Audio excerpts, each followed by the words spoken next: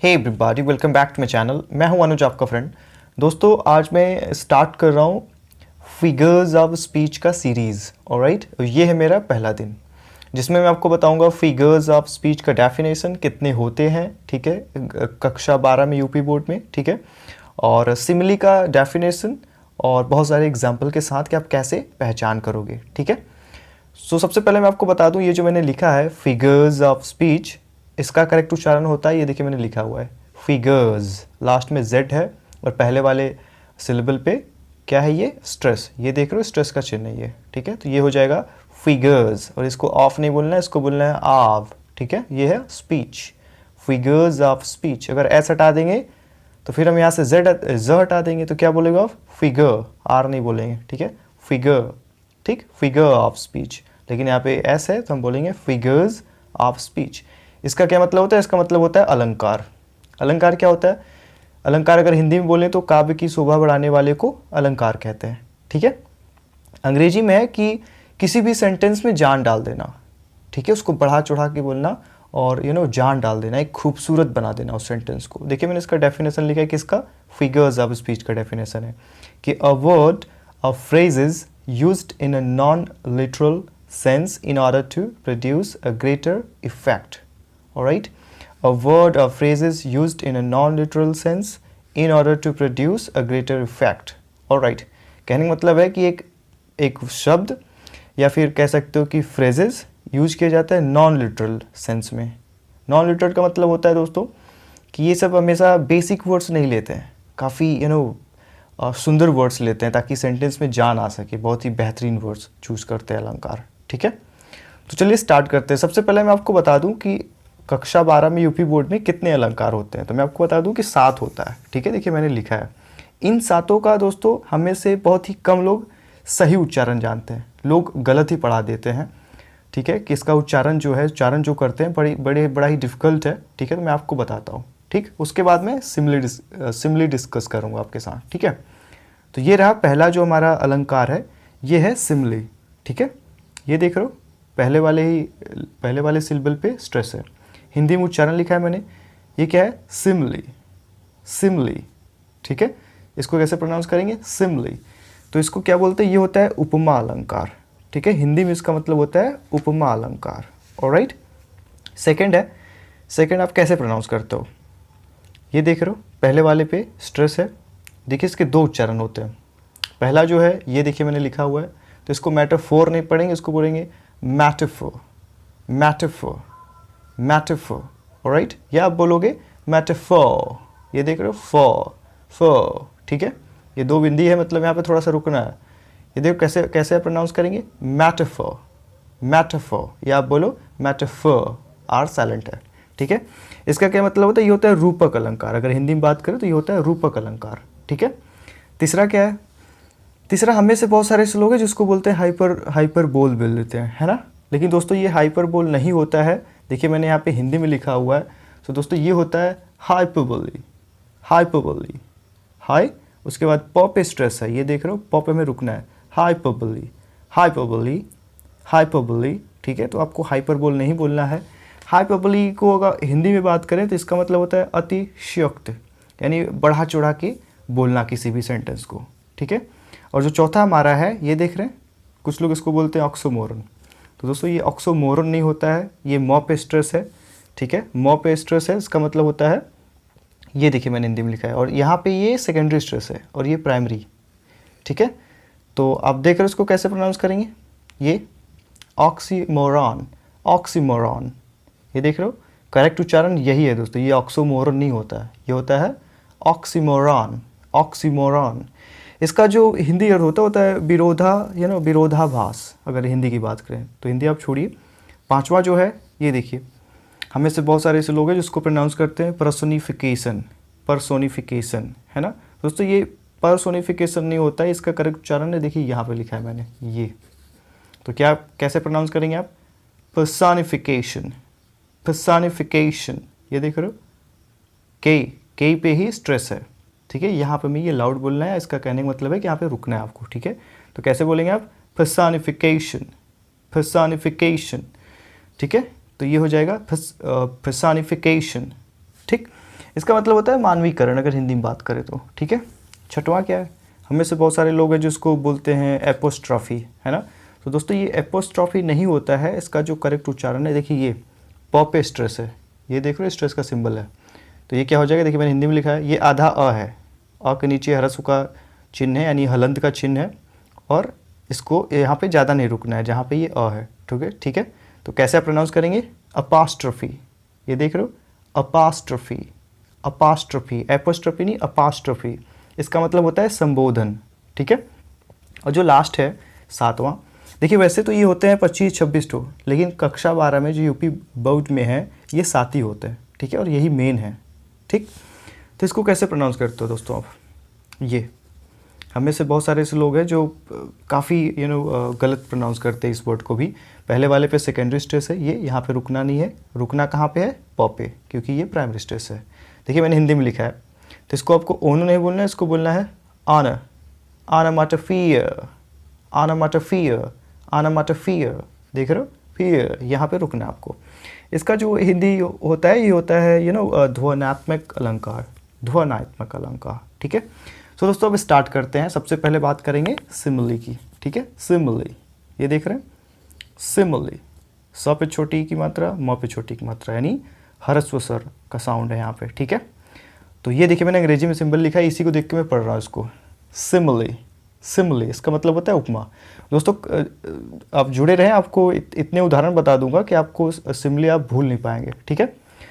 तो आपके एग्ज़ाम में आ जाता है कि ऐसे ही आ जाएगा, या तो बोलेगा कि आप 2-3 दे देंगे, सिमिली, मेटाफोर एंड हाइपरबोली, तीनों दे देगा, आपको कहेगा उसमें कि आप डेफिनेशन लिखें इसका और एक एग्जांपल लिखें, ठीक है। तो मैं सबसे पहले आपको डेफिनेशन यहाँ पे लिख के दिखाता हूँ, ठीक है, लिखा हुआ है। तो मैंने लिखा है, आपको ऐसे लिखना है डेफिनेशन, ये देख रहे हो, in this figure of speech there is a comparison, मैं सिमिली की बात कर रहा हूँ, इसका डेफिनेशन है, ठीक है। उसके बाद एग्जांपल बताऊंगा, बहुत सारे एग्जांपल है, और पहचान बताऊंगा कैसे आप समझ सकोगे कि ये सिमिली है अगर वो सेंटेंस में आ गया तो, ठीक है।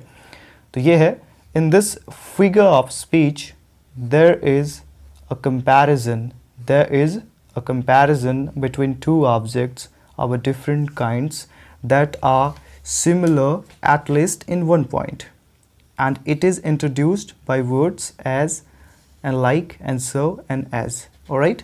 so कहने का मतलब ये है दोस्तों कि ये जो सिमिली होता है, ये जब दो अलग अलग वस्तुओं की तुलना की जाए और उन दोनों में कम से कम एक विशेषता दोनों में पाई जाए, तो उसको उपमा कहते हैं, यानी उपमा अलंकार उसको कहते हैं सिमिली।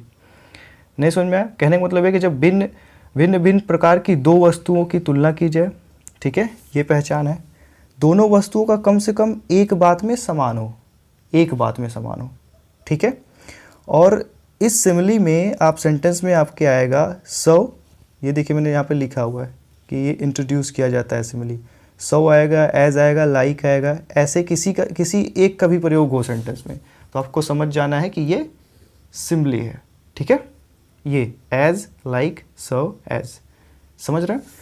फिर से बता देता हूँ, जब दो भिन्न भिन्न यानी कि अलग अलग वस्तुओं की तुलना की जाए और उन दोनों की कम से कम एक विशेषता दोनों में पाई जाए, तो उसको उपमा अलंकार कहते हैं, ठीक है।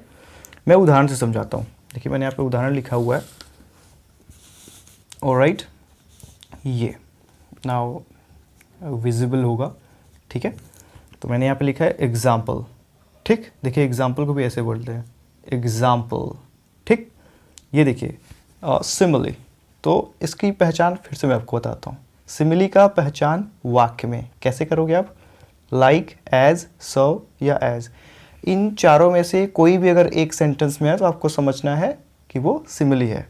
प्लस दो अलग अलग वस्तुओं की तुलना की जाएगी और उन दोनों में कम से कम एक विशेषता दोनों में होगी, ठीक है, एटलीस्ट 1 पॉइंट उसमें मैच करे।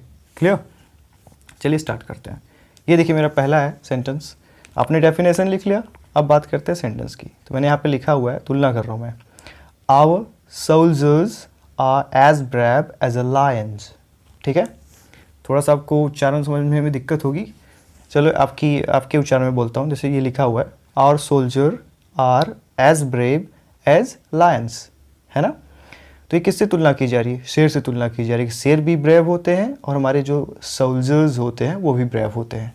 तो यहाँ पे ये देख रहे हो एज, ये तो एज यहाँ पे समझना है कि ये सिमिली है, आपको सिंपल समझ में आ जाएगा। ये देख रहे हो एज या लाइक हो या एज हो या सो हो या एज हो, ये देख रहे हो लाइक एज सो या एज, ठीक। इन तीनों में से कोई भी एक सेंटेंस में आ रहा है तो आपको समझना है कि वो सिमिली है, ठीक है। और प्लस वो दो अलग अलग होने चाहिए, यानी वो एक ही कैटेगरी के नहीं होने चाहिए, एक ही कम्युनिटी के नहीं होने चाहिए कि जैसे कि यहाँ पे मैंने लिखा हुआ है कि he is as handsome as Varun Dhawan, तो ये सिमिली नहीं है, कंपैरिजन है।